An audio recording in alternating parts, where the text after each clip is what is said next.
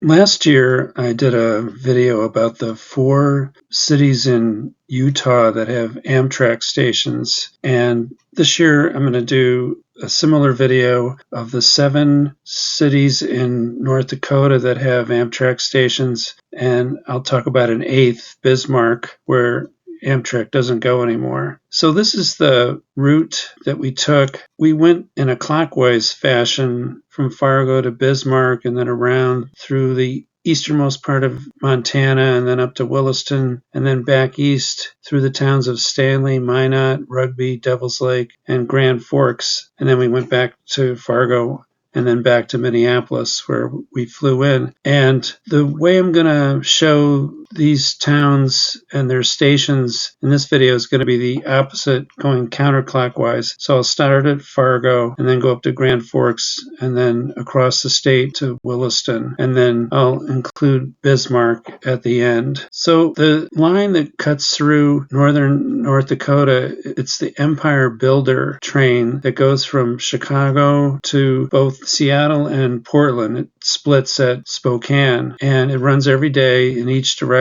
And when we were in North Dakota for a week, one thing we were concerned about while we were there in May of 2024 is another round of haze coming from Canadian wildfires again, just like in 2023. And that was the prediction, and there had been haze before, but we didn't really encounter it. It didn't seem to really be a factor when we were there, fortunately. Now, one thing I'll talk about with each station is what time do the trains arrive at in each direction. And it's kind of ironic that the 2 biggest cities, Fargo and Grand Forks, have the 2 worst sets of times. And Fargo's the worst. The train going to Seattle or Portland gets there at 4 in the morning, and then going the other way to Chicago, it's like 3:30 in the morning, and on like that. And so some of the smaller towns to the west have actually pretty decent train times. It's pretty nice to have that service for some small towns. And some of the smallest towns that we'll take a look at will be Rugby and Stanley. And they have very reasonable train times, so it's amazing. They each have about 2,000, 3,000 population, and to get daily Amtrak service in each direction to faraway places like Chicago, Minneapolis, Spokane, Seattle, and Portland, it's pretty nice to have. It's an interesting factor to consider if you're ever thinking about moving to North Dakota. And these are the great trains from the past that the Empire Builder runs along one or both of their routes at different times. There was the Great Northern, which I'll talk about at the Fargo station, and the Northern Pacific Railway. So they were 2 competing lines, and actually in Fargo, the first city we visited, they had a separate station for each one, about a half mile apart. And this is what the train looks like today. The Empire Builder, this one was heading west to Seattle, and it was the one time I could catch it. You had to get up pretty early in the morning in Grand Forks to catch it, but I wanted to get at least one station where the Amtrak was actually stopping. So it was pretty cool. You'll see some footage of that. So we'll start off in Fargo, the biggest city in North Dakota. And I found Fargo to be such a great way to start our trip that I made a whole separate video, which you can watch. I've posted it about a week ago. And I talk about both the stations that I mentioned in Fargo. And the top one on the right is the Great Northern Station that is now the Great Northern Bicycle Company. And then the bottom one on the right is the Northern Pacific station. And then the one on the lower left is the station that's actually used now by Amtrak. It's right next to the Great Northern Station. And it was the freight house that went along with the station. And I have to say, when I looked at it, I didn't realize it was such an old building. It's been really modernized. So you could never tell that it was built in 1906. So check that other video out for Fargo. But let me show you a little bit of what I saw in Fargo. I'm telling you, this experience has been so good here in Fargo at this station, and meeting the owner of the bike store and telling about the history, that I feel like I could do a whole video just on Fargo's train station. Look at this nice old boxcar. So he told me it's going to be a letdown to actually look at the building that they use as the Amtrak station now, which used to be in this building.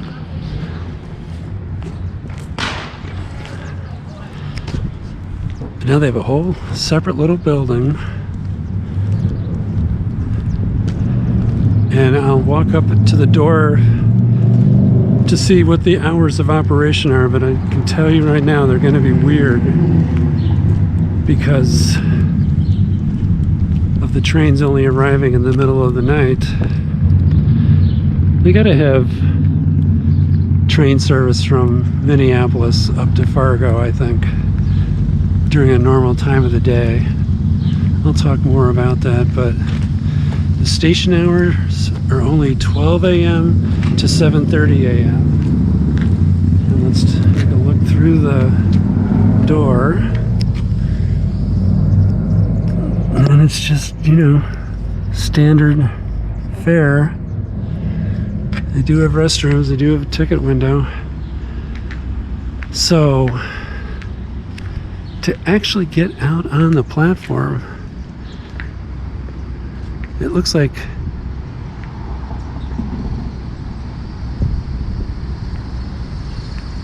you have to be here only when the station is open, because it's all gated off and fenced off.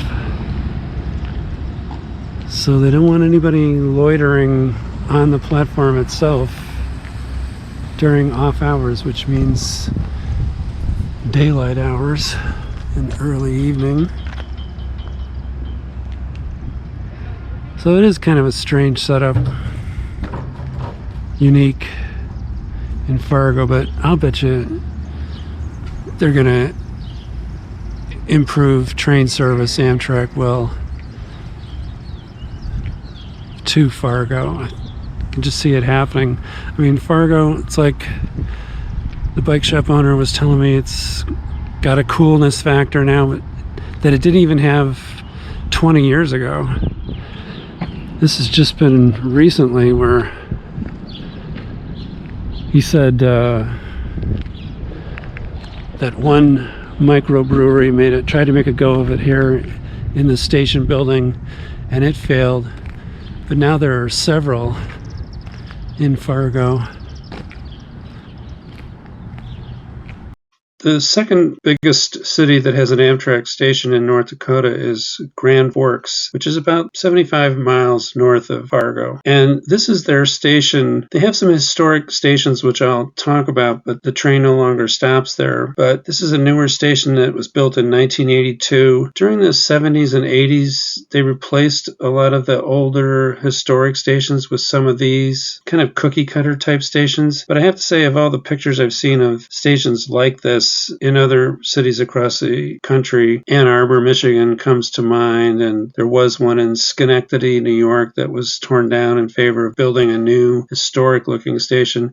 This station didn't look bad, and I understand why they did it, which I'll talk about. And the hours that the train arrives in Grand Forks going westbound, it's 5:30 in the morning. In the morning I was there, it was running an hour late, so it got there around 6:30 in the morning. And then going eastbound to Minneapolis and Chicago, it arrives in the middle of the night at 2:10 a.m. And as a result, the station, like a lot of stations when the hours are in the middle of the night, it's open kind of weird hours. So the station's only open from 11 p.m. to 8 a.m. And the station at Grand Forks has a ticket office, but it's no longer open, so it's unmanned, and there's no place to buy a ticket. You have to either buy one online or have one downloaded to your phone or mailed to you, but there's no way to buy a ticket at the station. So it's a place where you can sit. In the winter, I can imagine it's a great thing to be able to sit inside when it's freezing cold outside. But the morning I was there, it was very nice. And here's a view of it from the other direction while I'm waiting for the Empire Builder to arrive. This is looking east,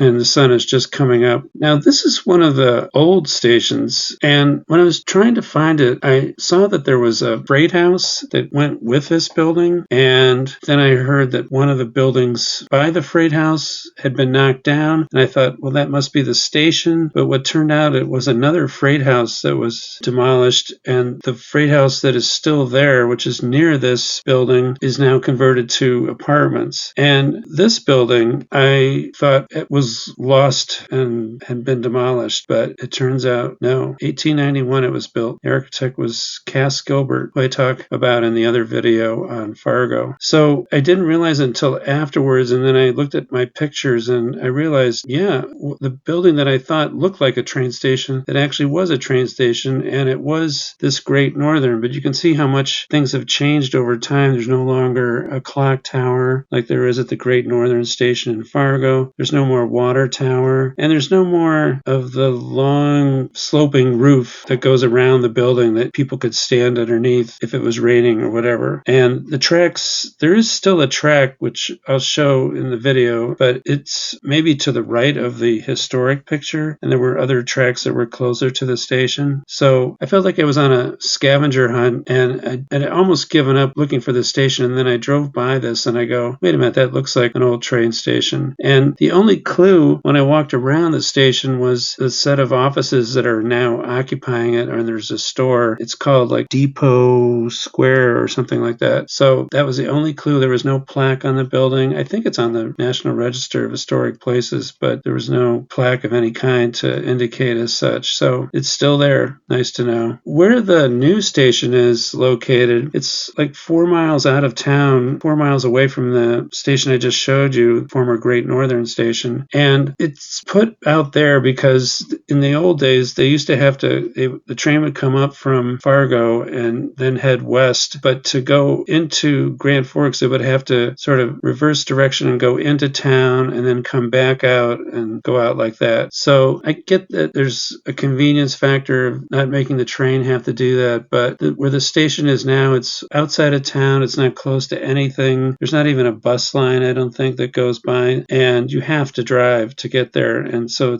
the station is not taking advantage of the downtown of Grand Forks, which has a lot of interesting things going on, a lot of building, a lot of new residential apartment buildings being built. Grand Forks is very interesting to check out. So this shows you where the Amtrak station is now, and then you just drive pretty much along the same road to go by the other Great Northern Station, and then that freight house that I was mentioning, which I'll show in the video, it's like a block or so away from where the actual station was. There's a lot of train tracks in this area. There's a big yard that goes east-west in Grand Forks. And then I'll also show another station where there are no tracks anymore. It's along the Red River in downtown, the former Northern Pacific Depot, and I know for a fact that that's on the National Register of Historic Places. And this is that other depot. So let me show you all the stations I've been talking about and some of downtown Grand Forks.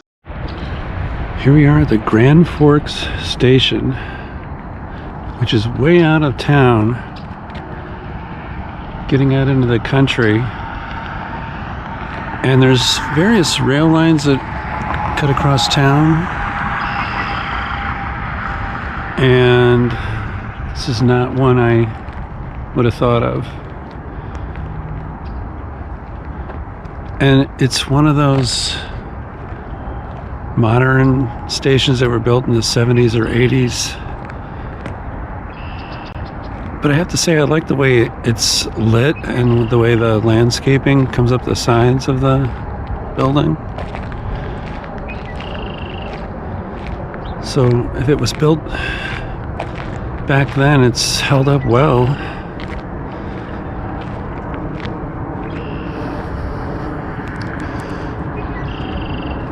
And this will be the one time I'll actually get to see the Empire Builder pull into a station,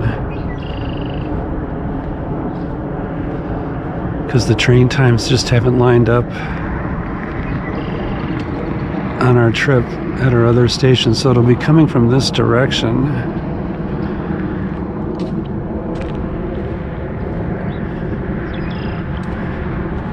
And it's handicapped accessible.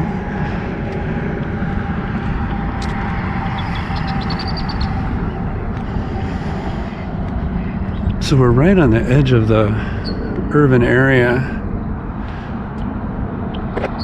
going out to the country.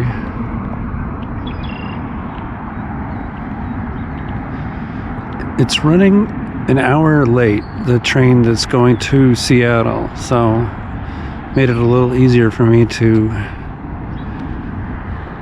get to this train. And you can see how long the platform is. It's full length, and it's built on a curve if there ever was one.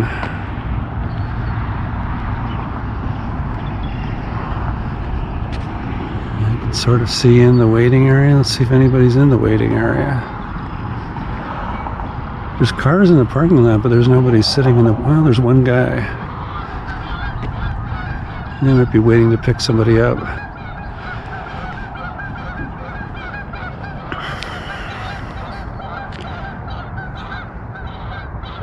Making a landing in the middle of that field, looks like.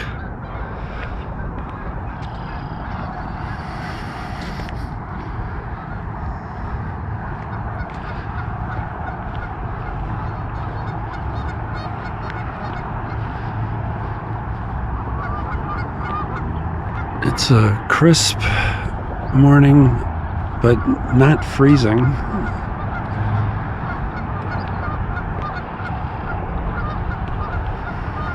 You can sort of see their arena in the distance.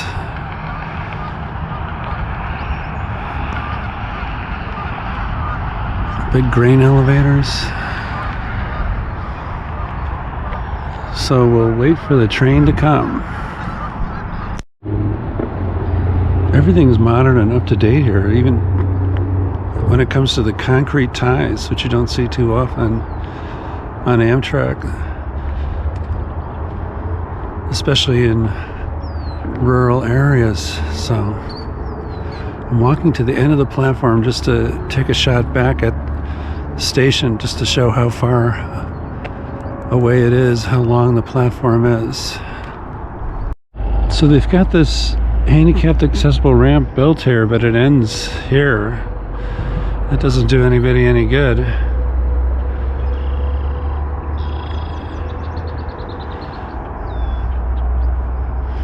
And there's concrete ties on the other line too that goes into town.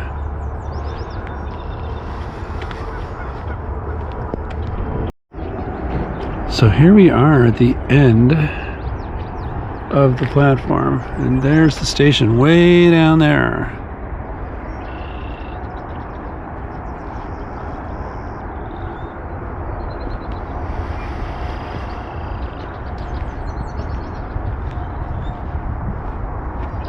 If you couldn't hear the highway in the distance, which isn't too far away, it'd be very serene. Total quiet with just the birds making their noises. So they say this is an area of refuge. Maybe it'd be used in emergency purposes.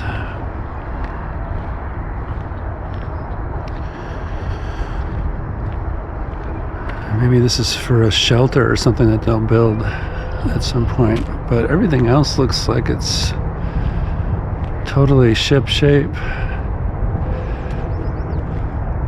One thing about Grand Forks, they had two old stations, one Northern Pacific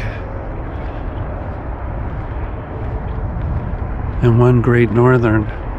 And the Great Northern station was designed by a pretty famous architect back in the day, Cass Gilbert, who designed many significant buildings that are still standing, like the Minnesota State Capitol building and other civic structures. But I believe it's been demolished. I was trying to find it,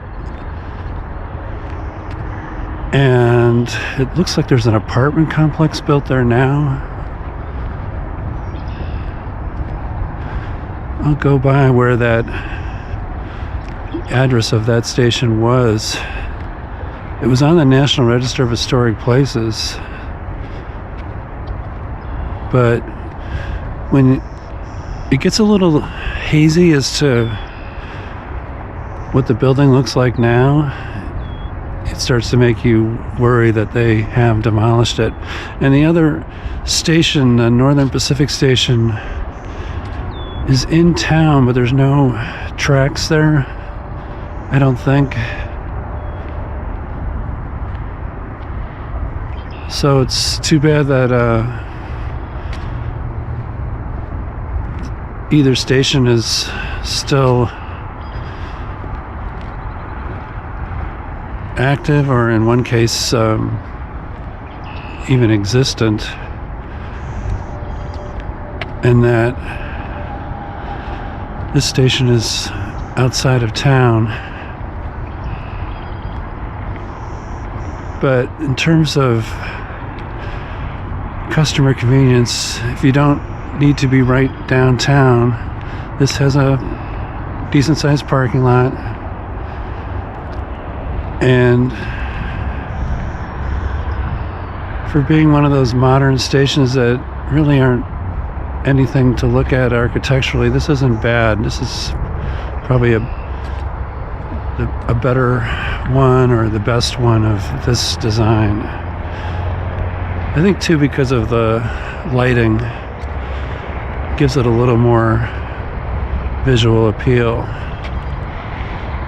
And you would need the lighting because this station is only serviced in the middle of the night or really early in the morning. Unfortunately for us, the train's running late, so there is some sunlight. All right, let's wait for the train. And just to show you, this is the normal hours of operation, 11 p.m. to 8 a.m. That's it. Closed during the day. Here's a view of the parking lot here. And it has a nice sign that lets you know you're at the station. One thing that gets me is that they have another one of these refuge areas. So you can come down the ramp and stand there, but you can't get over here to the parking lot. So I wonder if that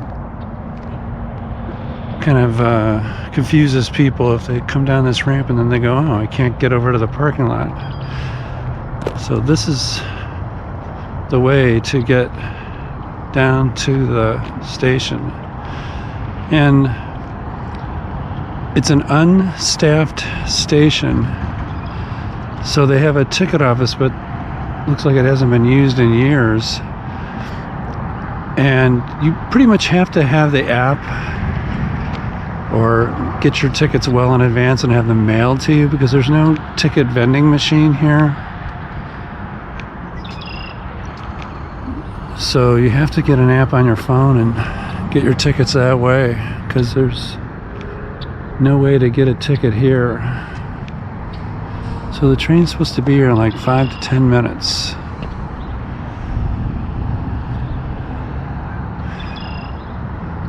We'll wait for it to come in.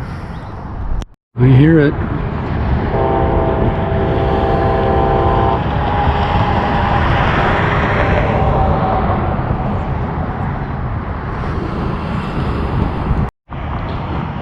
Here it comes. You can see the light at the front of the train. So we're at the far western end of the station.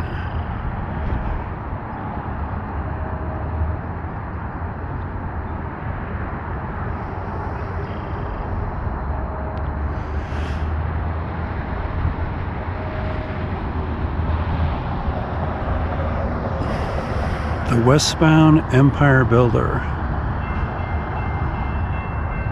Gates are going down here at the west end of the station. Looks like it has one of the new Amtrak engines. Deep navy blue. What a great looking train. Especially as it comes around the corner.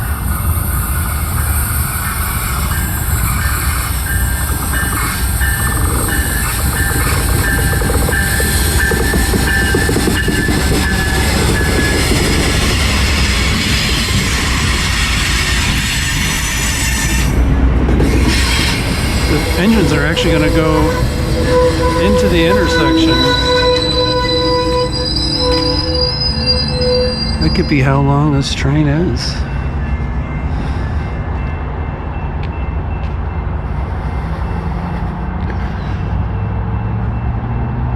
So, looks like there's 3 people.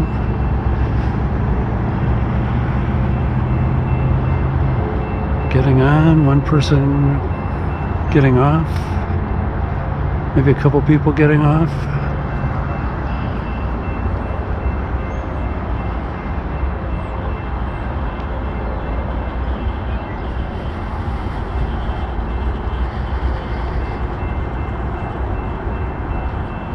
Can't see the end of the train because it curves around.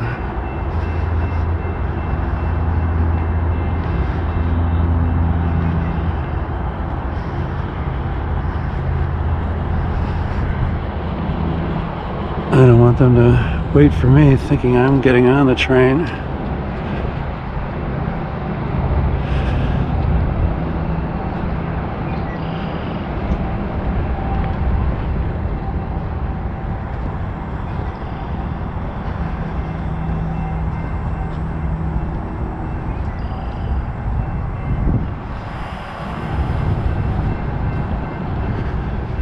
And step on the step stool to get in the train.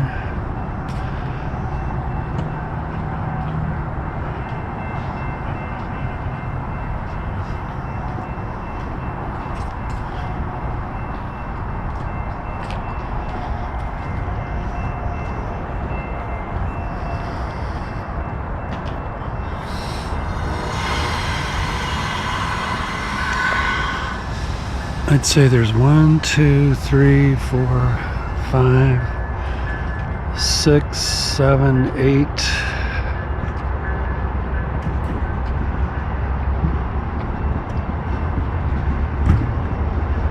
Here's the dome car. 9.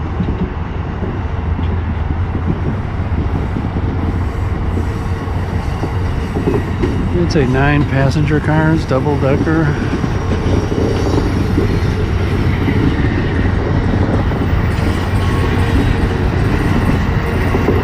There it goes. Next stop, Devil's Lake.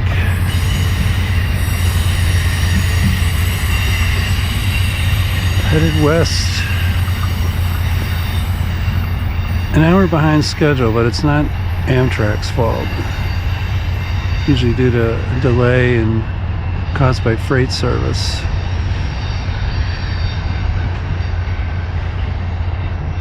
Two engines and a baggage car.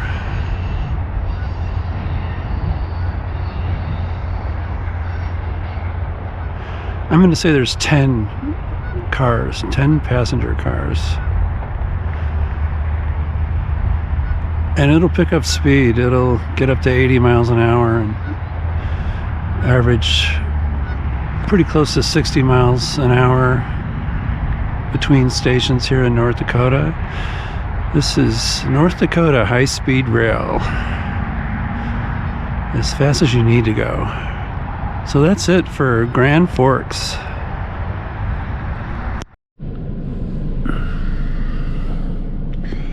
Well, here's where I believe the Cass Gilbert Great Northern Station was standing. Now there's this big modern apartment complex, which it looks like there's some people living in there. And here's the old freight house, which was next to it. And it looks like it might now be apartments. Let's drive down here. Doing some urban archaeology. Pardon the bug-spattered windshield, but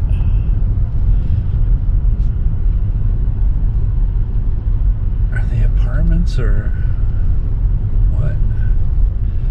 Definitely have to drive slow on this brick street.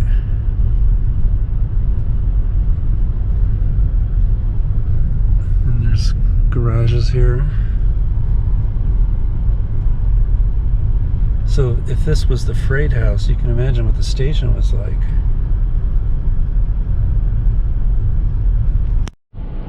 Freight House Apartments. There's an old warehouse that looks like it was also converted to apartments, so it's a pretty cool area. There's train tracks over there, a lightly used line, so there are train tracks in the area, just not right by this set of buildings. There's more modern new apartments. So this is kind of the hipster part of the town. And you can see it's still under construction. So I'll try to get the backstory of what happened to the old station. Why did they feel like they had to tear it down? It's too bad.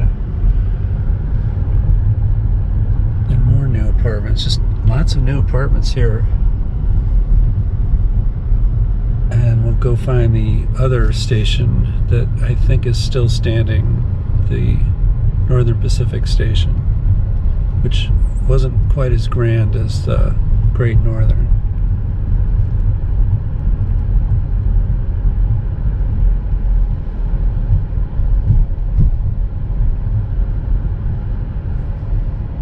This is Central High School, right downtown.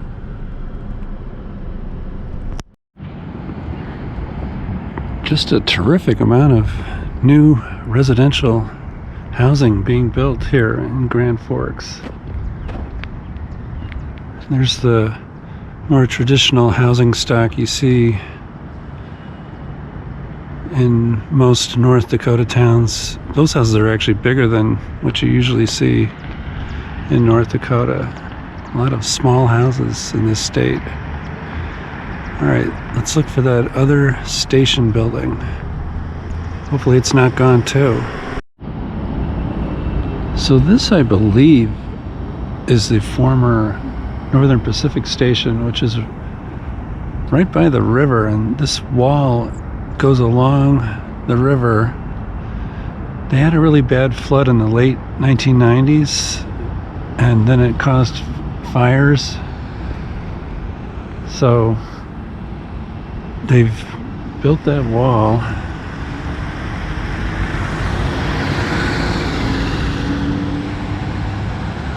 And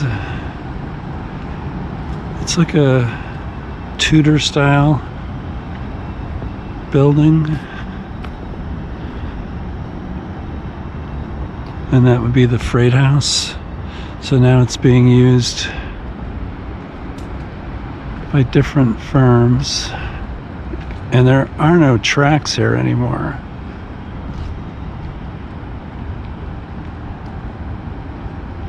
So let me just see if there's any plaques that say that this used to be the Northern Pacific Station. Well, this little street art is the first indication that this is in fact the old train depot.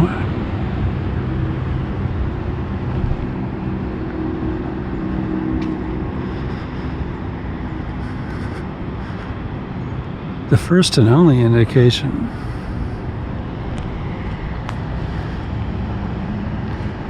But Grand Forks is a cute town. So a lot of the buildings are new, I think, because the old ones burned down during that big flood. But this is all new here. It looks really nice. So it's all been rebuilt with the hope and belief that the flood can't come in again. Now, like, here's a break in the wall, but my wife and I were walking around last night, and we think that the system is that they will bring these doors if they see the river rising, and they'll put them in the slots.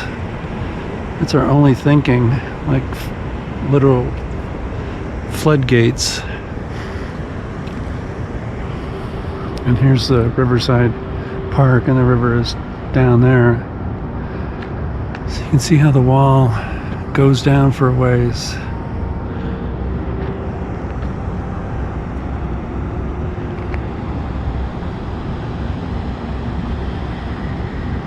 But I can't tell you where the tracks used to be. They must have come right along here.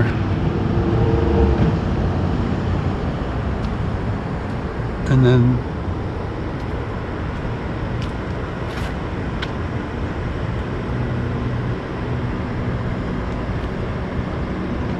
that you come out the back of the building, I guess. But if there was a track that ran parallel to the building, it would have run right into this building. So maybe it was a stub end type arrangement. Let's see if I can find any historical pictures of when this actually was a train station.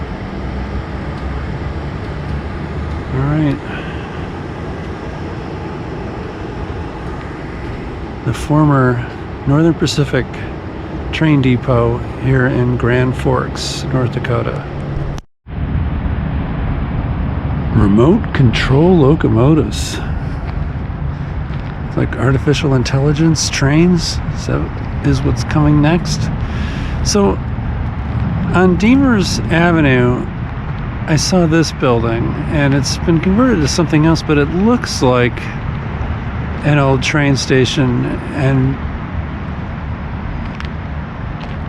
maybe it's really been fixed up. It doesn't look that bad, but it looks like an older design on yet another rail line that cuts through the area. So could this have been the Great Northern Station? This is an old looking freight house type building with a roof that needs some work. And you can see from where the sandstone facade is sort of fallen off that there's a brick facade behind it.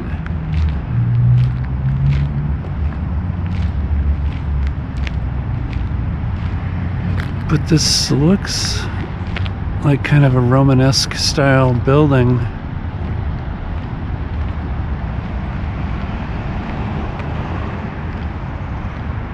And this would have been a very generous area to walk from the station house to the tracks, if that's what this was. Now it's called Diamonds on Demers, but here's a sign that says it's something depot.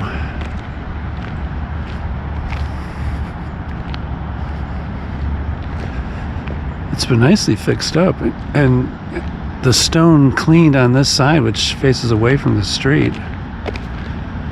Depot on Demers. Let's see if there's any plaque on this building that says what it used to be. Just to show you where we are in relationship to the downtown. There's the downtown right down there, down Demers Avenue or Demers.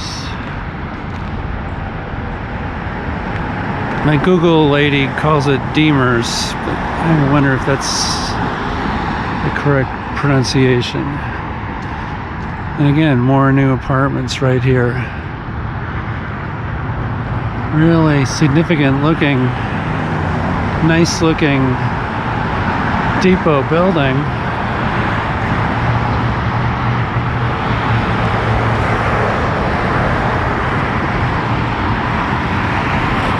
No plaques on it to say what it used to be.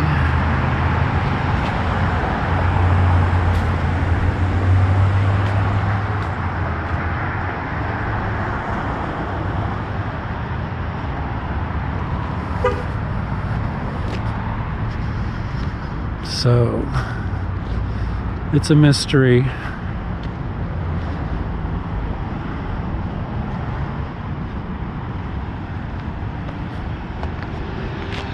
But at least the building is still standing in Grand Forks, North Dakota. Now, the next town I'm going to show you is Devil's Lake as we head west across the northern half of North Dakota. And this is their station, and it's getting some work done on it. It's getting a new concrete platform, and it's right next to an interesting downtown. The whole downtown is on the National Register of Historic Places, and the station is like a contributing building, I think, to the whole historic district. And in Devil's Lake, the times start getting a little bit better. Not great yet, but the train going westbound leaves at 6:59 in the morning, and then going eastbound, it's 12:45 at night. And here's that work that I was talking about. They're putting in new concrete platforms that make everything handicapped accessible, putting in new lighting. They'll be putting in new fencing. You'll see this at every station now going west towards Williston. And it's just like what I saw when we were in Utah. All the stations there were either getting fixed up or had been fixed up. So Amtrak's doing a great job working with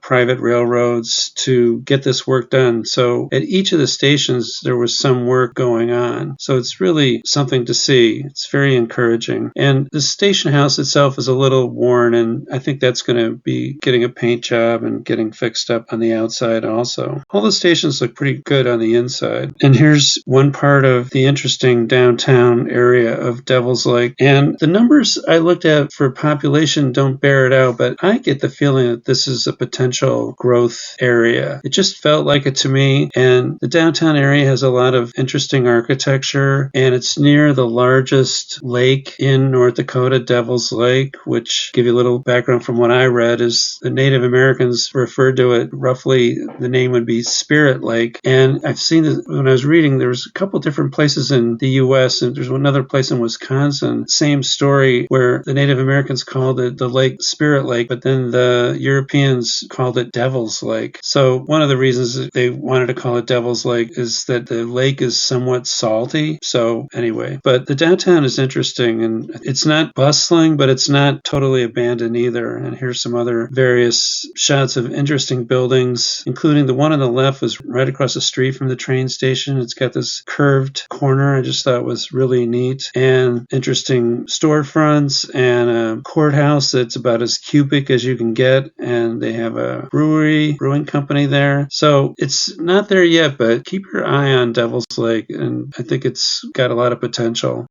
So here we're at Devil's Lake Station. It's getting some work done on it, just like a lot of the other North Dakota stations. So it's getting a new platform and new fencing and new lighting.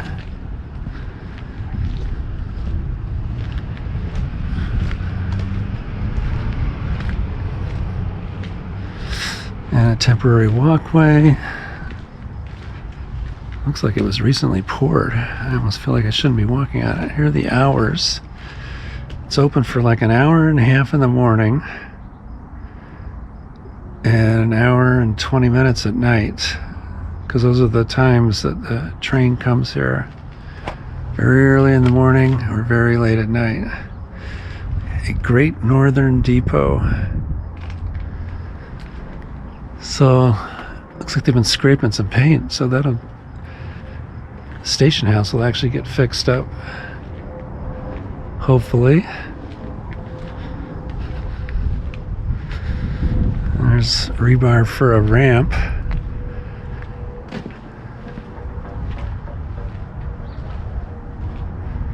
See if we can look in the window if we can get close. See if we can see anything in here. Nope.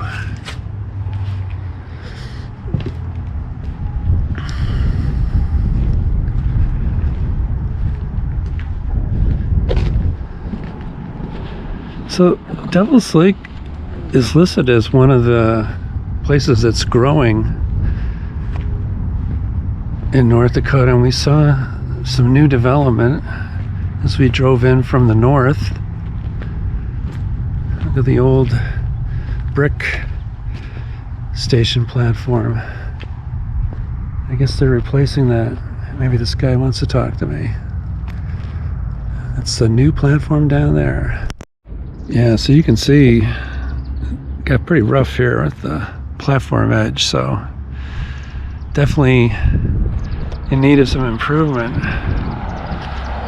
And we haven't really driven around the downtown of Devil's Lake yet, but this building right here is really nice with the curve around the corner, an acute angle. Look at this part of downtown. And we haven't seen the actual Devil's Lake yet, but hopefully we'll see it as we drive out of town.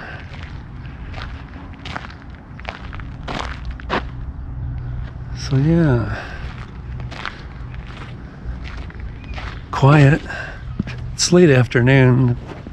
That work crew is going home for the day.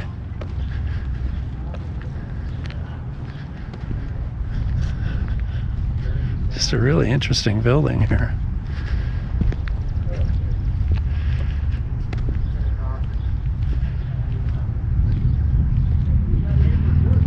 It's kind of unusual with the openings for the windows, but it's kind of hollow behind.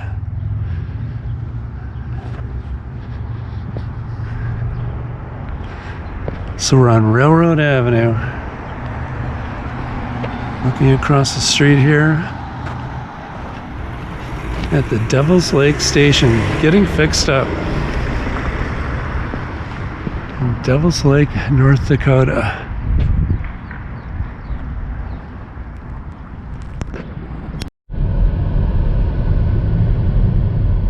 Is at the county courthouse, probably straight down.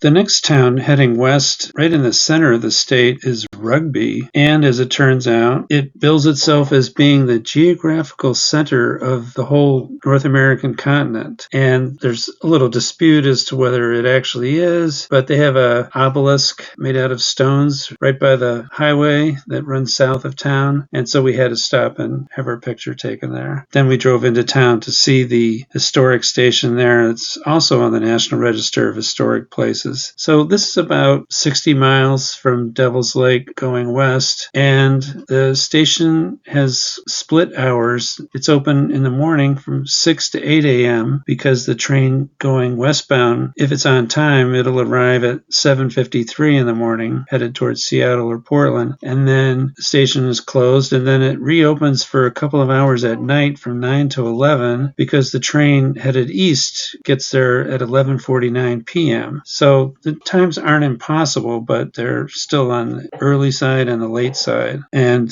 right on the station, it has the sign, the geographical center of North America. And as you can also see, they're getting new station platforms and new lighting and new everything on the outside of the station, which is just great. Here's the finished platform looking west. There's a long freight train that is just sitting there while we were there. And while I was filming, there's one road that crosses the tracks, and the crossing gates were down the entire time. And it's what happens when the train just sits there forever. But fortunately, there's another road that goes underneath the tracks that we took as we left town. This town is also the closest of all the towns that we were to Canada, so we decided to drive up to, there's a place called the International Peace Garden, which is almost due north of Rugby, and we went to that right on the border of North Dakota and Manitoba, and then that was something to see. And again, looking east, that long freight train just sitting there. There's some of the workers that are working on the eastern end of the platform. And one thing I couldn't do was a video of the downtown because there's a record store in town and they were playing a John Lennon song, Imagine, from their loudspeakers. And when you're filming on YouTube, you can't have any copyrighted music on your video. So I couldn't record a video, but I just thought it was interesting. Just imagine being in a downtown listening to the song Imagine. And as you can see, there weren't a whole lot of people parked at the parking spaces to the stores there. And one of the stores, if it's still open, is Buck's Sports Shop, where you can get Western wear and sporting goods. So it's a cute little nice downtown, and this was a little Victorian that we saw as we were driving out of town. And there was life in the town. There was a school near the station, very active. Must have been during recess, so all the kids were out. That's another thing you can't do on YouTube. You can't film kids, so that was a no-no. But I'll show you some video clips of the station itself in Rugby. We're here in Rugby, North Dakota, the geographical center of North America. And here's the monument that attests to that fact. They're doing some work. Fix it up.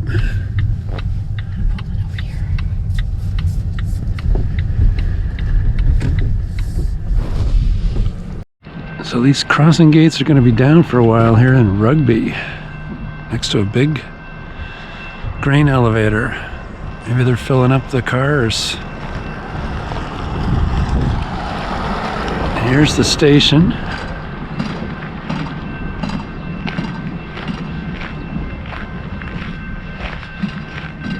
And they're fixing up the station. Looks like it has brand new lights.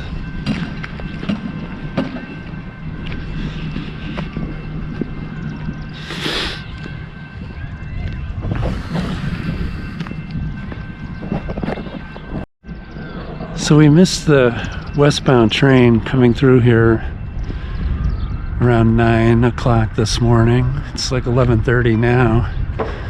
And the next train headed for Chicago is not going to be here until tonight sometime.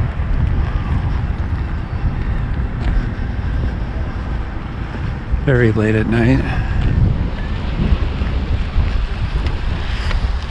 The wind is kicking up a little bit here. I wonder what this big building is here.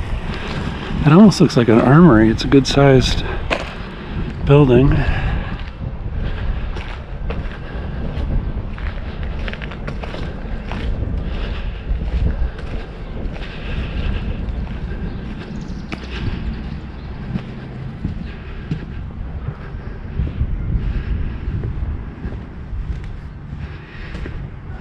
And this is what a brand new train platform looks like.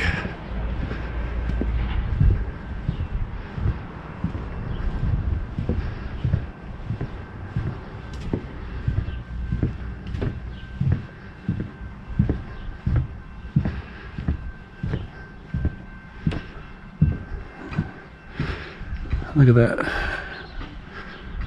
Couldn't be more yellow. It looks beautiful. Beautiful job. They got the new railing that they're putting up. And the work is continuing down that way. They'll put the yellow warning strip on the way down. And they don't want you going over here because they're still working on it. And I bet you they're going to have some paved parking here too. And yep, we're at the geographical center of North America, where my wife and I took pictures by the monument. That's a long freight train just sitting here. Fortunately, there's an underpass as you go further this way, so we'll go underneath the tracks. We're gonna go to Canada next to go to the International Peace Garden, and then go east a little bit in Canada, then come back down to go to the next station that we want to take a look at.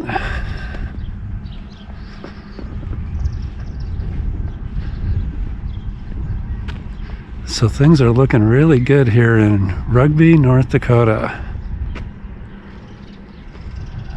Rugby. And this just shows the hours of operation. 3 hours in the morning and 3 hours at night. And you can see past the reflection, that's the inside of the station. It's locked now.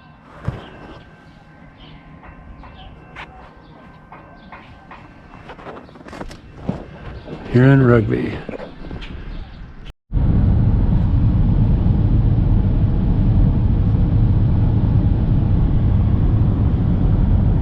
Now we're headed headed west further to Minot. I have a soft spot for all the towns that we visited in North Dakota, but I kind of have a special soft spot for Minot. Not so much for its train stations, but for its downtown and what I think they're trying to do there. And I'll show more about that when I'm talking about. So Minot is another 60 miles from our last station, Rugby. And here are the hours of operation at the station on the lower left, which was built in 1905 and has been modernized so that it looks much younger than another historic station in town, which I think has a lot of character and was actually built 7 years later, sort of on the same track further to the east of more modern looking station. So it's another case where I wish they would use the more historic looking station, but for whatever reason they fixed up the other older station and made it look pretty new. So the hours of operation are continuous at this station. It's open from 7 a.m. until 10:15 p.m. And that's because the morning train headed west arrives at a very decent time of 9. It spends 45 minutes in the station. I'm never quite sure what the reason is for that, going in each direction. Maybe they're switching engines or something. So there's always a lag between when it arrives and when it departs, about 45 minutes apart. And then going east, it arrives at 10 at night and leaves at almost 10 to 11 at night, kind of on the late side, but still not in the middle of the night. So the older station that was built in 1912, and I saw somewhere that it was the old Sioux Line station. It's now a restaurant. The day I was there, it was on a Sunday. It wasn't open. I hope it's open other days, but it's called The Depot Restaurant. And now getting to the downtown, this is one of the older sections of the main street in Minot, running north-south up from the old station. And Main Street Books was on the street. We went in there and I bought a book by an author who was originally from North Dakota, Clint Hill, who was famous for being the Secret Service man who jumped on the back of the president's limousine after JFK had been shot and got Jackie to go back into the car and shielded them both on the way to Parkland Hospital in Dallas. And he's still alive. He's in his early 90s and he's written 3 books. And I have to say, the book that I got and read, 5 Days in November, was so well written. I want to get the other 2 books that he wrote. Really interesting, and he gave some insights that I hadn't read in any other book about the Kennedy assassination, and I've read 10 to 20 of them. They also have a music store. A lot of the towns seem to have music stores where they still sell vinyl records, and this just sort of had a funny sign in the window. It was closed because it was Sunday. Some places were open, but this place was not open. But anyway, they have a good sense of humor, so if you're in town on any other day, I would stop in there. And one thing we noticed in a couple of different towns is they put pictures of the graduating seniors from high school in windows of different stores around town, and it's local, so they put their first and last names down, and everybody tries to look best in their pictures, both young women and young men who are seniors graduating. And I blocked out their last names because this is the internet, but it was just interesting. I'll show it for another town coming up. But Minot, you'd think of it as a small town thing. Minot's a little bigger of a town, but they still do this too. And then one thing I found as a novelty, maybe people in North Dakota or other northern states don't make anything of it, but it was one of the first and only times I think I've ever seen a Saskatchewan license plate. So that's one of the provinces of Canada that are just north of North Dakota, both Saskatchewan and Manitoba. And this was a nice old Art Deco building, the First National Bank. And I just thought its front door was so impressive, really impressive for being in a small town. As was this block of buildings. Looks like it formerly was a bank. Now it's a museum of art, the Tao Museum of Art. So that's one thing that we picked up in Minot, is that they're trying to make it kind of a center for art. Now, it's not Santa Fe, New Mexico. It's not New York or San Francisco, but you got to give them credit for trying to put forward an attempt at making the downtown artsy and making what they have of an interesting set of buildings in the downtown. So we did eat at one place downtown. We always like to do that to support downtown. So we ate at a good Mexican restaurant. And here's another newer building. It's called Art Space, and there's like apartments upstairs, and I don't know what's on the first floor, but you can see the theme that they're promoting in Minot. And people were painting the street corner when we were there, when we came out of the Mexican restaurant, kids and adults. And I have to say, later on in the day, it started raining, so I hope this was quick drying paint, whatever they were trying to paint there. But they look pretty organized. They're all wearing their safety vests. And this was an artsy thing. There was like a wine beer tapas place. It was closed, but they have this big silver horse in the window. And it just is kind of an interesting vibe. Not saying that all the stores are really showstoppers or it's super exciting, but there's a lot of potential. So I would keep my eye on Minot as well. And we didn't have time to really investigate it. I took this from car window and it was starting to rain. Rain was on the window, but this is a Scandinavian cultural center that they have in town. It's sort of out of the downtown as you were going south, but they have flags of all the Scandinavian countries in addition to Canada and the US. And to not make you feel like you're in an out of the way place where the chain stores haven't discovered it, we found throughout North Dakota there were strip malls, there were the big box type shopping centers, they have Walmarts, they have everything. They have some things we don't have in the New York area, so there's lots of places to shop outside of town, and it draws away the commercial viability of the downtowns. But I didn't want you to think that North Dakota was immune to that. They're not. They have a Starbucks in Minot also. Lastly, this was interesting. Minot has a huge Air Force base north of town. It's like 10, 15 miles north of town. We drove up there to see if we could see anything, but there was a gate. Couldn't go in unless you had a military pass and security clearance. And they also have, at the Minot Air Force Base, they have a lot of the intercontinental ballistic missiles, I read. And they have 10,000 people, maybe more, maybe 20, closer to 20,000 people at this Air Force Base. So that is one thing that helps spur the economy in Minot. Not that we saw military people. I didn't see any when we were in town, but they are around. But this is a very new, modern-looking airport. They call it Minot International. I think every airport in North Dakota gets to put international in their name because they might have a flight, I don't know how often, up to Canada, but it's an international airport. But I have to say, we stayed in a Hampton Inn right near the airport, and in the 12 hours at the hotel, I didn't hear a single plane land or take off. And we drove by a couple times. There are no planes at any of the gates. So it's interesting that they spent a lot of money on this nice-looking airport, but apparently there are very few flights that go into Minot. But if you want to fly into Minot, it's there. So let me show you some scenes of this train stations in the downtown in Minot. Check it out. Downtown Minot.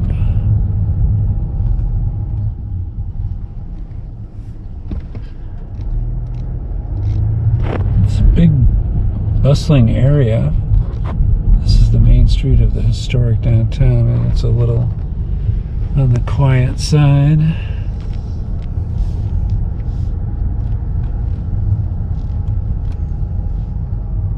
They call this the Magic City,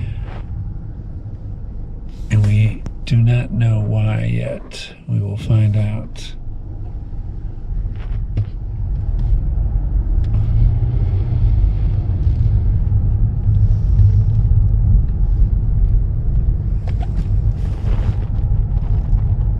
There's a wellness place, Mind, Body, Soul Medicine. Everything's closed Sunday. Well, there are cars parked here, though.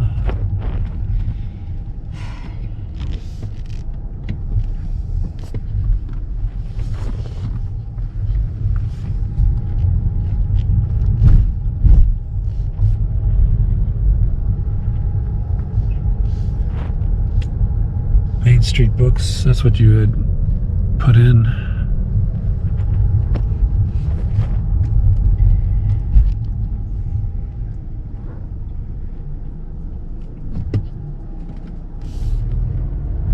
There's the Tao Museum of Art. And here looks like the Minot train station.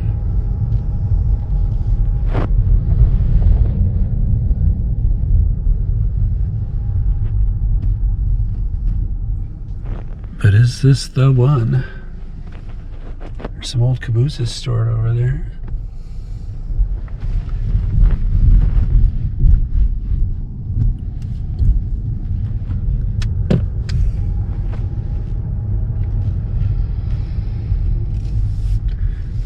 where the road runs out.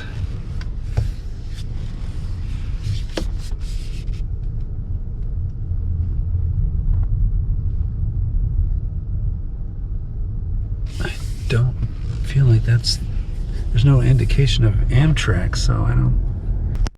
It's like a little museum over here with a bunch of cabooses behind it. And then this is the Minot old train station.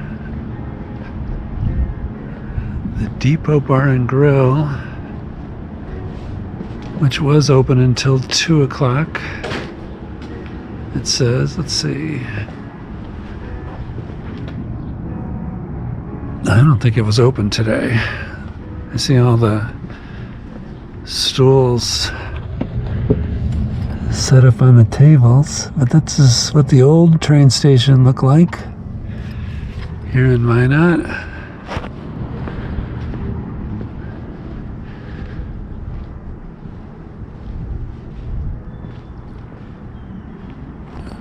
It's too bad it's not used as the train station anymore. And that seems to be further west.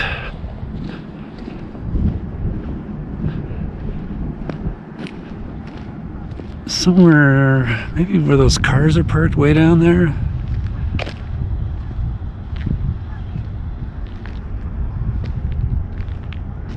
Because this line sort of curves around. This station would have been built on a curve. A serious curve. Nice old building though.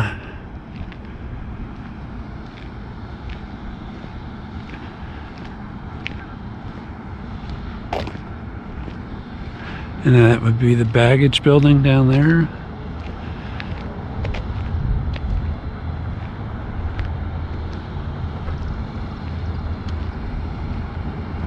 It looks like the roof has been redone. I bet you it used to be like a tile roof and now it's a metal roof. The old train station at Minot. And here comes a 4-engine freight train through the station, through this area. There's a lot of containers on flat cars.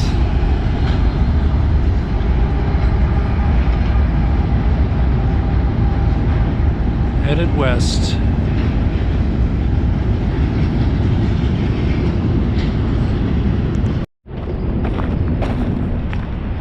Did you hear these cabooses? I'm going to see what the front of the museum looks like.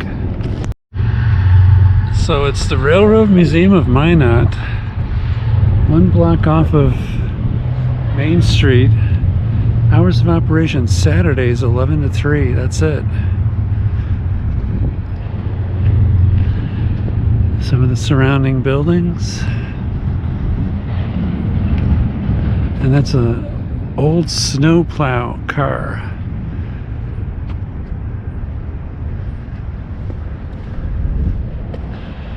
And some of the old part of Minot.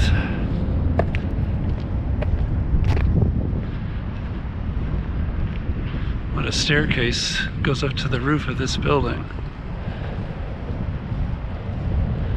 It's a restaurant and bar. Up your axe. Okay, here's the current Amtrak train station. And I gotta go kind of across this janky crossing to get to it. Looks pretty new. And we'll park the car over here and get out and take a look at the Minot train station. Well, plenty of parking spaces available here at the Minot train station, which is kind of all by itself. It's not really part of the downtown, sort of next to the downtown, which is over that way. And it looks like they're going to get some new lights to replace these old rusty lights.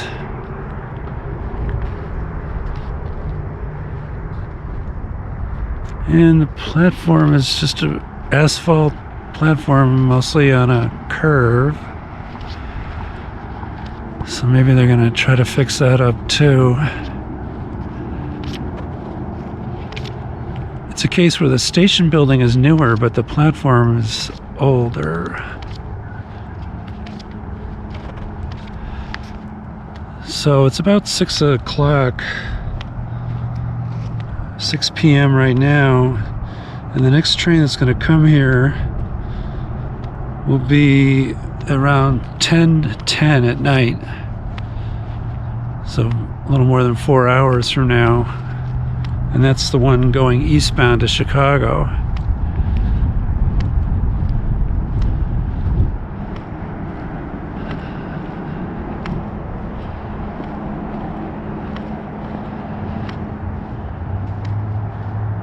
So maybe they built it here in order to have more parking. It's still on a curve like the old station.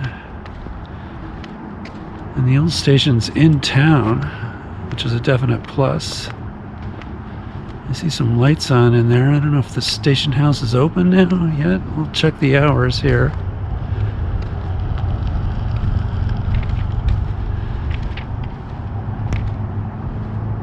It says it's open 7 a.m. till 10:15 p.m.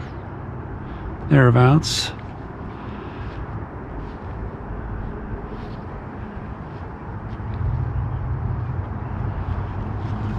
Let's see what it might look like on the inside. This is actually a station that's open.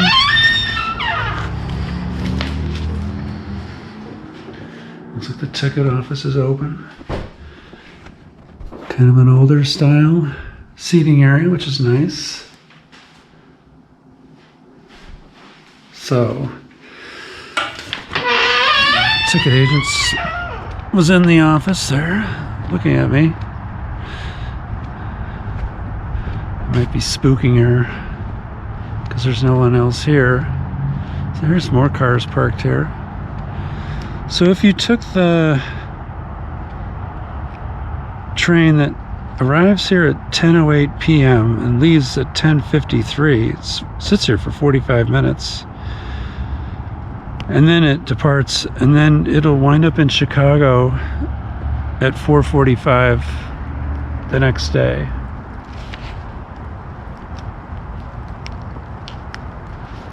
And then if you want to go westbound in the direction we're walking here to Seattle, tomorrow morning there'll be a train at 9:06 and the same thing, and it'll be sit here for 45 minutes, and then it'll leave at 9:50 in the morning headed west. So those times aren't terrible. And Minot actually gets the most riders per year of any station in North Dakota, which includes Fargo and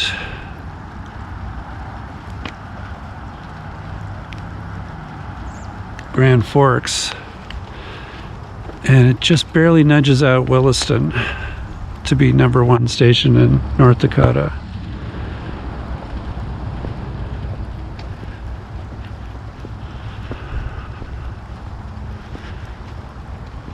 So this is the lay of the land.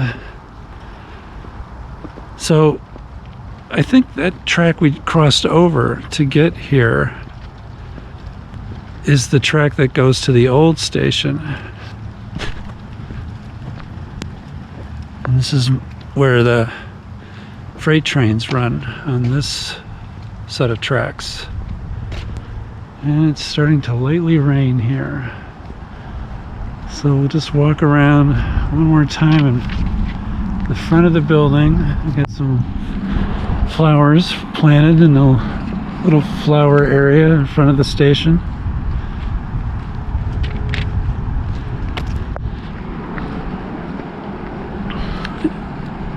And that bridge, I believe, is Broadway, the main north-south street in Minot. Minot, North Dakota. All right, now we're headed further west to our penultimate city along the northern tier of North Dakota, Stanley, and probably the smallest town that has an Amtrak station. Stanley only has a population of 2,200 people, and when I was looking it up who the notable people that are from Stanley were, and there's really only one person, and unfortunately she was a victim of 9/11. She was a 30-year-old worker at Cantor Fitzgerald on the 101st floor of World Trade Center 1, and she didn't make it out, and nobody from Cantor Fitzgerald made it out that day, unfortunately. But she came from this little town of Stanley, way out in western North Dakota. So in Stanley, they have a little station, not too impressive. It's mostly a freight house, but it has a waiting room in it and doesn't have any kind of historical significance, I don't think. And they were fixing it up on the inside. When I was there, it was closed, and they were also doing work on the outside. But the train times are great in Stanley. A train going west leaves at a very reasonable 10:46 in the morning, and the train going east is 8:22 at night. So it's pretty nice for a little town of Stanley, which I'll show probably every significant building in the town in the next few slides. So since the station house is closed, they have a very nice restroom facility that when I got there, the train had just left, and the man who's the caretaker of the station, he was locking it up, but he let me use it before he did, and then we chatted for a little bit. And when you're looking out from the Stanley station, you can see the county courthouse across the way on the other side of the tracks. I'll show a better picture of it as we go around the town. So here is where the station is on the north end of the downtown, and that's looking back to Main Street. And here's that county courthouse on the north side of the tracks, the Mount Rail County Courthouse. I thought it was really impressive with that silver dome of its. And then across the street from the courthouse is this place that must have been a real rough and tumble saloon at one time, the Tombstone. So that's no longer operating. But you'll see that kind of architecture in a couple of the buildings in Stanley. Here's another one. It's a vacant storefront, but it looks like Western. And then the City Hall has that Western style of architecture. And this doesn't have Western style architecture. It's more Art Deco. Is the War Memorial Auditorium, which is a good-sized auditorium for, again, a small town. It's like a block off of Main Street. And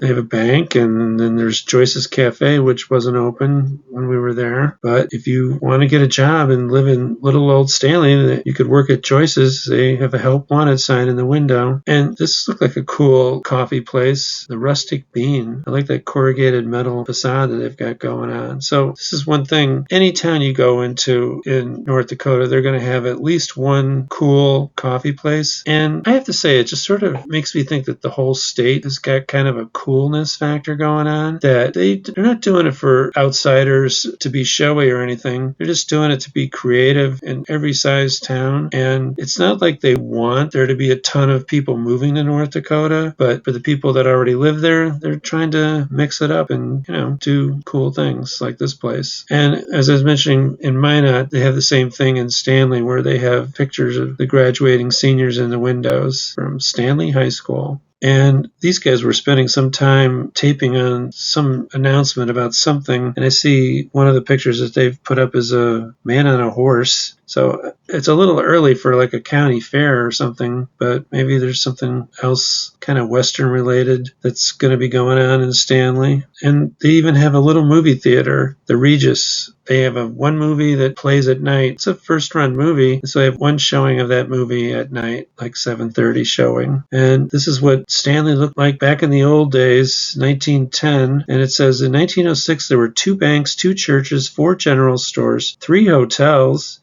Now, I don't know if there's any hotel nearby in Stanley. Maybe out towards the highway there might be something. So if you took a train to Stanley and you wanted to get away from it all, there's probably someplace you could stay in Stanley. But you might have to get an Uber or a Lyft or somehow get to it. They had a lot of things going on, but Stanley's quiet now, but still has some things going on. So let's take a look at Stanley.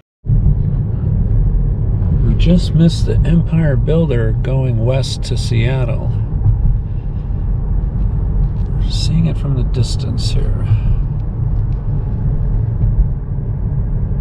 Turn right onto 6th Avenue Southwest. Let's see if I can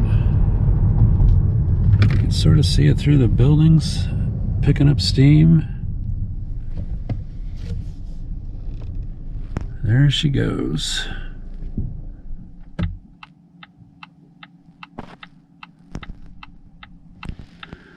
clearer picture of it going straight down there.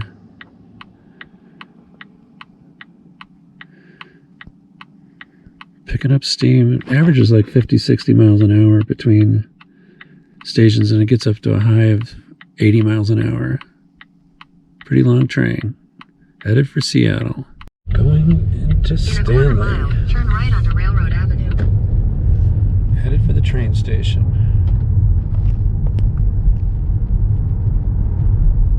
Take a little look at Stanley as we drive into town here.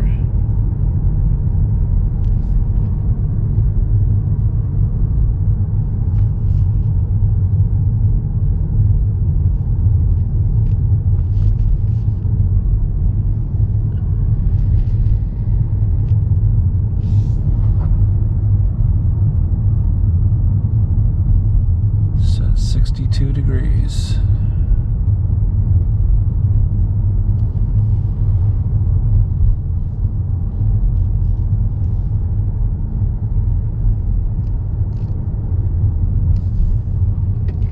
Dakota drug.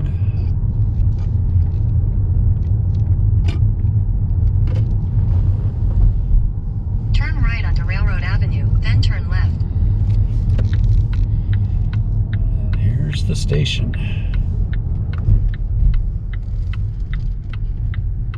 Turn left, then your destination will be on the left. And we'll take a look. What's that building over there with the dome? That is county courthouse. Okay. The old courthouse. All right. They don't use it anymore? They have some offices in Okay. Okay. You're not closing this off. Can I walk on the platform just to shoot? Yeah, well, I just wanted to go I up would and down. walk up on the platform itself. Yeah, that's all I'm going to do. Okay. Yeah, I probably wouldn't walk up on the platform because BSFN runs. Okay. And, you know, you don't want to be up there No, get sucked into the train. that's for sure. I worked for Burlington Northern one summer. Oh, did you? Yeah. Yeah. And I know how you can, if you're a little close. Yeah. I've actually seen it once. Oh, really? Yeah. Oh, that must have been It's something. Not pretty. Oh, Not pretty at all. wow.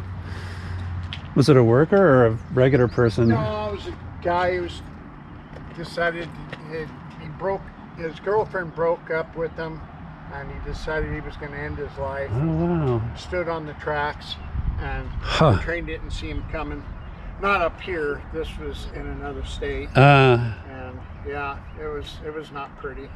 wow. It's not worth it. No, it is not.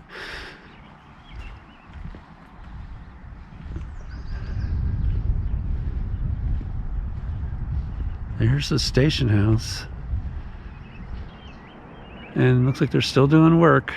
Extending the platform down with new railings, you can see down there. And they're going to paint this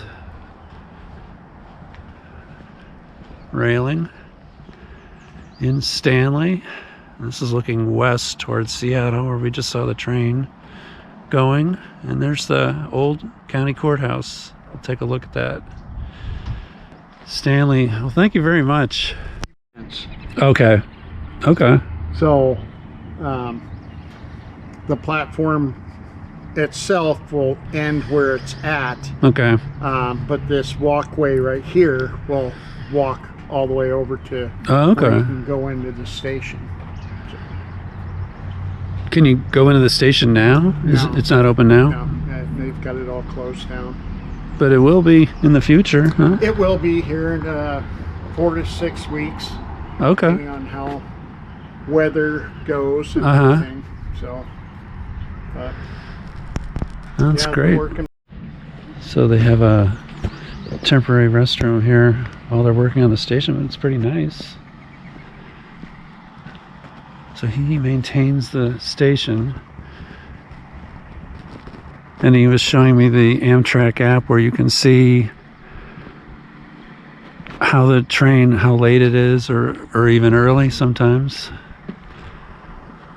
And you can judge when to come to the station to take a look. So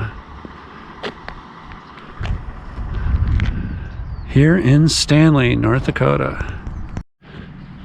And let me tell you, things get pretty quiet here in Stanley when the train's not coming through town. There's a look down Main Street. And the surrounding area of Stanley.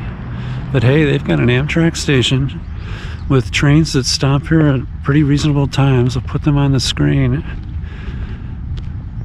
One midday or late morning, westbound towards Seattle, and the other in the early evening, eastbound towards Chicago. So if you take a train from here in the early evening, you get to Chicago at 4:45 the next day. It sure beats driving.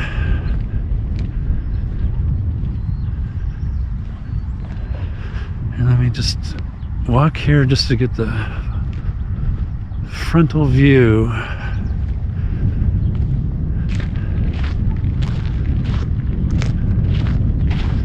So this is all parking for Burlington Northern Santa Fe here.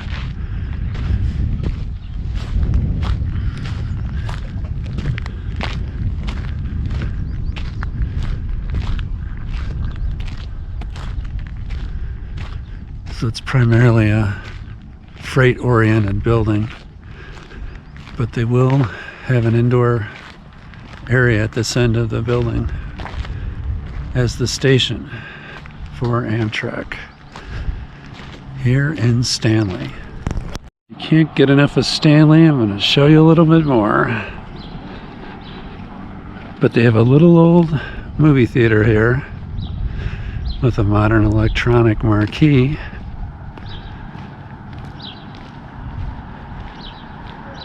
It's an empty storefront, but it sure is a neat looking old Western style building.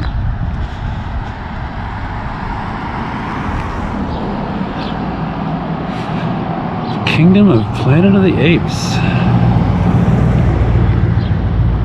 They have one show on Sundays at 7:30.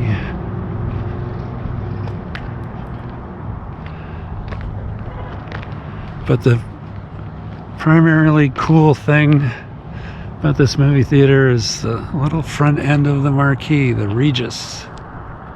That's pretty cool.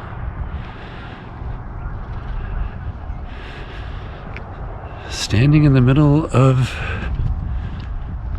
Stanley, North Dakota.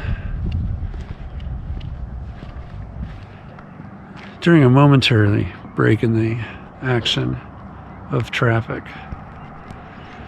There's a fair amount of traffic going up and down on Route 8, which runs north-south that way towards Canada. Okay, now we're to Williston, the last station in North Dakota as you go west. This is in the part of North Dakota that has had a lot of growth, and a lot of oil is being drilled in this area in the northwestern part of the state, as well as northeastern Montana and up into Manitoba. It's called the Bakken oil fields, and it's named after the farmer where they discovered oil. That's why the whole area is called the Bakken oil fields. So the farthest western town in North Dakota also has the best times to catch a train. So you can catch one at noon going west, 11:59 a.m., or you can catch a train in the early evening, 7:20, going east. So they've also had work done here and is being done at the station. And one thing we noticed, which I took particular note of, is it's where Phil Jackson, the former coach of the Bulls and the Lakers, grew up and went to high school. So there's a sign on one area where they're going to build a new water park near where we stayed. It has talks about him being a product of Williston. And there's a bigger picture of that. And then when we were at the state capitol in Bismarck, one of the things they have there is kind of like a North Dakota Hall of Fame, and they have pictures that talk about about various famous people that are from North Dakota. So Phil Jackson got a montage in the state capitol building as well. And he played at the University of North Dakota before playing for the New York Knicks. So he's really had a storied career, and he's coached 11 NBA champions, and he's played for 2 NBA champions when he was with the Knicks. So he's really been successful. So here's the interior of the Williston station. It's well kept up. It was closed when I was there, but it's going to open a little bit later. So for that westbound train. And if you stand out on the brand new platforms, which every station in North Dakota now has or is getting, you can look out and see a body of water. It's kind of like a slough that sort of is attached to the Missouri River, which is further south, and we're looking sort of southwest in this picture. And they have like a train yard here too with some freight trains sitting there. And there's a further look at the station, and it has a little freight house too, and they have new fencing installed and new lighting. So it's all totally ship shape, or getting there, almost done there at Williston. And they also have this little train with just an engine and a caboose, but I thought that was interesting. Like if you're waiting for your train and you're looking for things to do, one of the things you could do is go and look at this old train, which is really neat to see. And this is looking back at the station from about where that train is located, and the station was built in 1910. And here's just a little bit of the downtown, which again interested me. And again, I'm sure a lot of the storefronts here are vacant, but it has the architecture there. And this is looking north up the main street, called Main Street. And that JCPenney store is still a operating store. So Williston is a town that has this more historic like downtown, but then as you get out of town, it's the same thing. There's all kinds of chain stores and what have you. And one of those what have yous is they have a Trump store too, with the 45th president's statue out front. We pulled in here because we were looking for a coffee place, which was next door to this, but it wasn't open, and they redirected us to another really nice coffee place further up the street. And at that coffee place, saw this advertisement that they're looking for nurses to come to Williston, and you can get a $15,000 signing bonus. So I found Williston to be really interesting. We probably ate at the nicest restaurant that we ate at on our whole trip for dinner. It was a Japanese restaurant, big, modern, new place. I asked my wife to take a picture, but the picture came out blurry, so I can't use it. But I mean, they served, sushi and bento boxes, and they had a huge menu and things to drink. And it wasn't in the downtown. It was in a brand new little shopping center that was near some brand new residential apartments that have sprung up, because a lot of people have come from all over the country and even other countries to work in the back-end oil fields. So it's got a population of 30, 40,000, the whole area. And since there's no need to contain sprawl, everything does tend to sprawl. So you have the historic downtown, but you also have a big sprawling area around. So it's not everyone's cup of tea. So let me show you Williston. My wife is being very obliging by letting me take video of all the train stations in North Dakota that are served by Amtrak. And this station is open. It's 10:30 a.m. or it will be open soon. It's like 10 a.m. right now, because a 12 o'clock train for Seattle will be coming.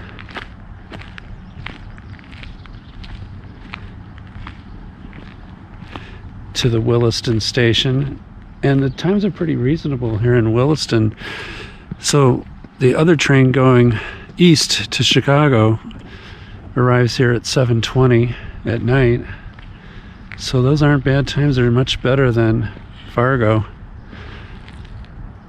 So as a result, Williston gets the second most riders per year, just a little bit behind Minot. And Williston is the westernmost station in North Dakota. And that's the Missouri River over there, or a offshoot of it. So it looks like they're doing some work here, maybe lengthening the platform.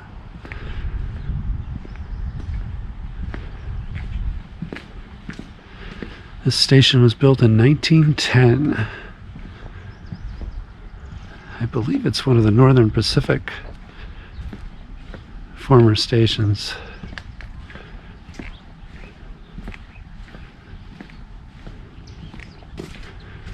So we'll walk over here to the platform.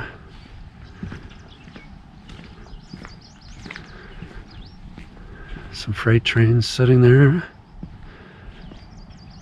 It's like a mini yard here in Williston. So it's great to see that they have these brand new platforms at stations here in North Dakota, just like we saw in Utah. And this is like a freight building that's almost as big as the main station house. So I wonder if we can see in the station house. It won't be open for 20 minutes. They have nice new platform lighting.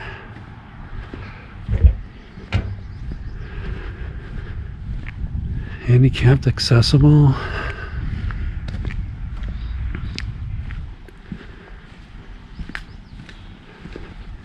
Let's just see.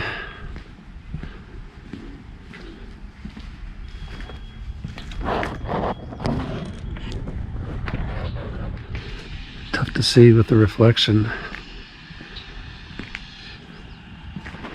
Built solid, built to last here in Williston. Nice new fencing too.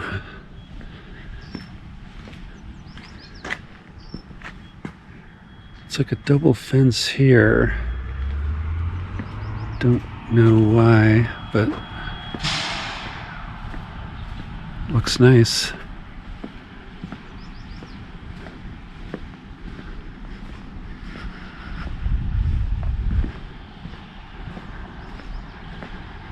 It'll all be nice when they finish fixing it all up. I just want to take a look at this old train here, right by the station.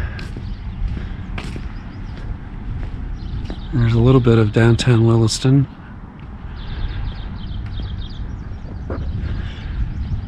I'll film a little bit more when we get into the town.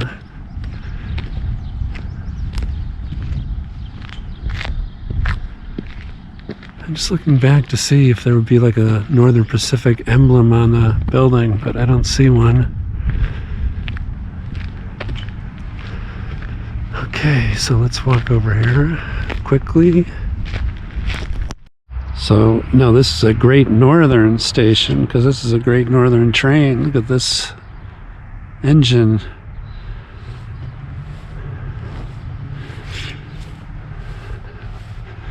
What a specimen.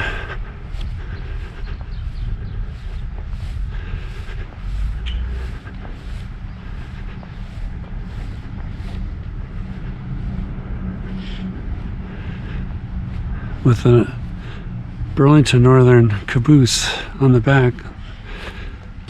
Those were the Burlington Northern's colors, green and yellow, but that has the Northern Pacific design on the side.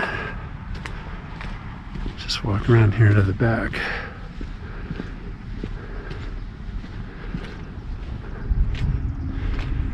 Yeah, it's just great.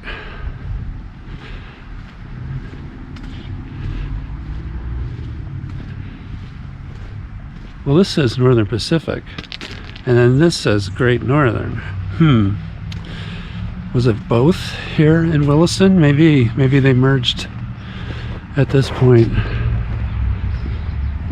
And then looking back at the station here in Williston, North Dakota, westernmost station in North Dakota. Just a quick look down Main Street here in downtown Williston. So finally, I'm going to show you the one town in North Dakota, major town, Bismarck, the state capital, where Amtrak doesn't stop anymore. It used to back in the day, and I'll show you the old train station there and a little bit of the surrounding downtown. And we visited the state capitol in the late afternoon when it was still nice and clear and sunny. But when we got up to the top of it, you could look out around in all four directions, and there was a pretty dark storm system headed from the west that reached us around dinner time. So when we drove around town and I walked by the old train station, it was raining off and on, sometimes heavily. But in the state capitol, you are free to look at the legislative chambers, their assembly and their state senate, and we also got to look at their Supreme Court chambers. And here's the old building, and I wish I'd had taken it from the same angle as the historic picture just so everything would line up. But the station looks pretty much like it did back in the day. It's a former Great Northern Railway depot on the National Register of Historic Places, designed and built in 1891. Reed and Stem was a firm from Minneapolis. And one thing that's different is that it doesn't have the kind of Moorish roofs on the towers. They've been replaced with a flatter, peaked roof in each case. But by and large, the station is still intact, including the awnings that come out from the side that people could stand underneath waiting for their train. And while we were there, a freight train was coming through, and it was quite a bold sight to see in the dark rain clouds in this station and the freight train coming through, and there was a bolt of lightning in the distance. Unfortunately, I didn't capture that with my camera, but I did get some good shots of the station in the immediate downtown, and I'll probably do a whole separate video on Bismarck. This is just a quick stop in Bismarck, North Dakota, where it looks like they're fixing up their old Northern Pacific train station. The trains don't stop here anymore. Passenger trains, no Amtrak service here in Bismarck, which is in the south central part of the state. And there's a temporary break in the action.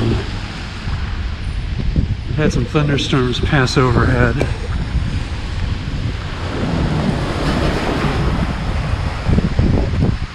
There's the station. Pretty nice. Looks like they've stripped out the old facade, and maybe they're going to reclad what looks like almost a concrete block building. And the rain is starting to come down a little harder here. This is the Mackenzie or the Patterson Hotel. It's got both names on it. And we'll just take a look here, a little bit off of West Main Street. Just wanted to catch a little train action. It's a freight train pulled by 4 Burlington Northern Santa Fe engines, and these must be oil tanker cars coming from the back end oil fields, maybe. So that's why they need 4 engines at the front to pull this heavy train. And there's the old station, Northern Pacific in Bismarck. So that's a complete look at all the towns in North Dakota that have Amtrak stations and their stations. And also a special bonus was Bismarck. So this made for a long video, but I wanted to put all the stations in a single video. And as I mentioned, you can watch a separate video just on Fargo, which I just talked about briefly at the start here.